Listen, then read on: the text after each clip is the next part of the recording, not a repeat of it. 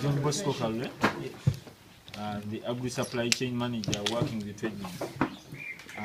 The Agri Supply Chain project, the one I'm manning at the moment, is fully funded by Talo, and we are now going to another phase, which is we are likely to see a bit of funding coming in through Shade, but we are funded by Talo, and our major mandate was to see that people in the oil and gas basin, especially the natives, can be able to reap something from here. To tell you a small story, initially the food used to come from Kampala, 100+%. And you know Kampala has no gardens. In other words, it was being imported into the what? The country. And I think you've heard information all over. Wherever there is oil and gas, there is what? Turmoil. And we said, what can we do with the community to see that they also benefit from the oil and gas? Not directly, but indirectly. Not everybody is going to be to have a tender. Not everybody is going to sell oil. But the biggest community in Uganda are farmers, and the biggest community in Alberta are also what? Farmers. So through the Agri Supply Chain project, we said, how do we work with the farmers? What we did was to come and do what we call a fact finding to see what the Alberta is all about. So when we came in, we said, no, we are not the only players in the Alberta. To avoid duplication of resources, we need to partner with the already existing people who are in place, organizations, farmer groups, farmer associations. But not all, because some are briefcase, some are actual, and they are real on ground. So we sieved and formed what we call the Agri Supply Chain Steering Committee, which is like a supervisory body, kind of, to the project, to advise and also to see how activities move along the way. It was a 3 to 5 year project. This is we are now in the beginning of our 3rd year, but the first year was basically doing the renovation, fact finding. So basically we're almost in the 2nd year. And we've managed to do the steering committee where we have players like Hoima District Farmers Association, where we have Hoima District Local Government, where we have Hoima Caritas, that is Okadeo, where we have Ekagric Uganda, and we have Hofocam, one of the microfinance institutions in the region here.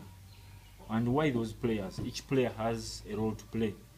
And Traidlinks, being that we are not so many in number, we decided to partner with them and to make sure at least we reach everyone we can.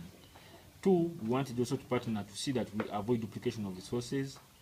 At the same time, we didn't want to compete in any way, but our desired goal was to see how we deliver support to the farmers. And what do we do to the farmers? We work with commercially minded farmers, what these days they call the active poor. The active poor. You may be poor, but you may be just folding your arm and waiting for the man coming from heaven to fall on you. That's not our way. You must show that you are willing to do what? To be helped.